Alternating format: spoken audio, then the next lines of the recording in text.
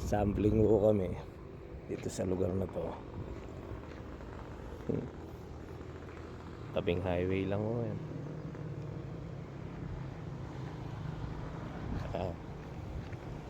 Galing oh. May mga technology siyang ginagawa oh. Silungan siguro ng isda yan, mga similya.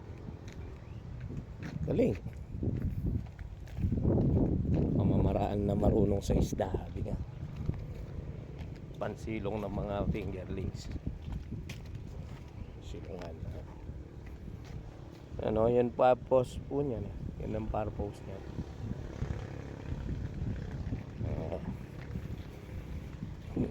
Lalim ng mga saging ito pag namunga to, ang dami sigurado kahit isang truck kayang mapuno.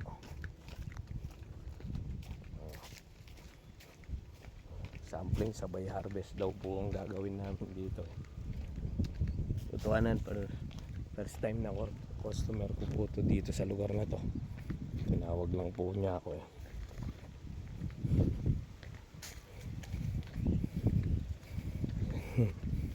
Ayun, yun yung pala yung black oh, sa likod. Pero alam ko po ito lugar na to bumabaha. Ang tarundon na to naabutan ng tubig.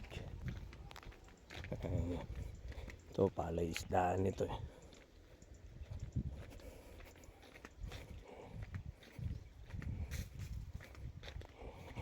Ayun sila oh.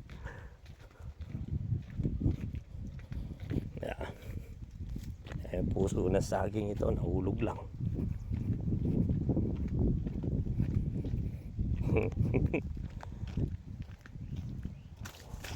Maaga pa kaya maano yung hangin. Tsaka makulimlim mo ngayon eh. Buti na lang lumabas si Aring Araw. Doon ako daling oh. Nakapalibot ng mga tinusok na saging to.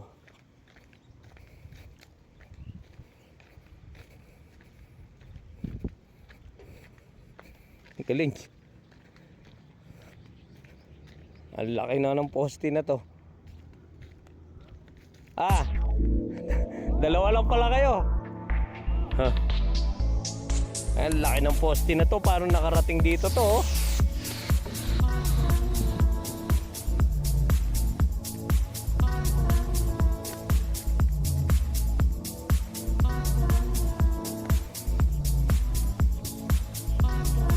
Galing itong technology mo na to ah, daon na saging. Pasilungan ng mga isda, no?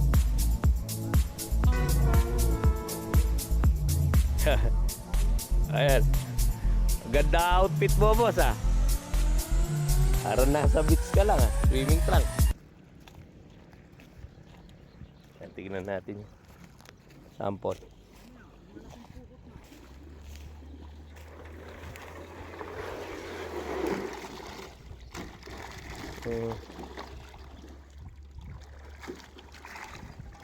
Matanda na tong isda na rin na to. Talukap ng mata, alam na alam mo eh. Kaya pull out mo na yan. Ayun yung tilapia na napili. Wala pa daw yung malaki, no? Nandito pa daw sa tubig eh. Ilan di pa lang kasi yung pansaklit eh. Alit yung pag-sampling eh. Ayos yung lugar, no?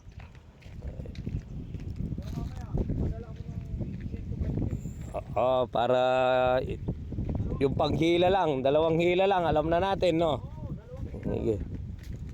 Sige.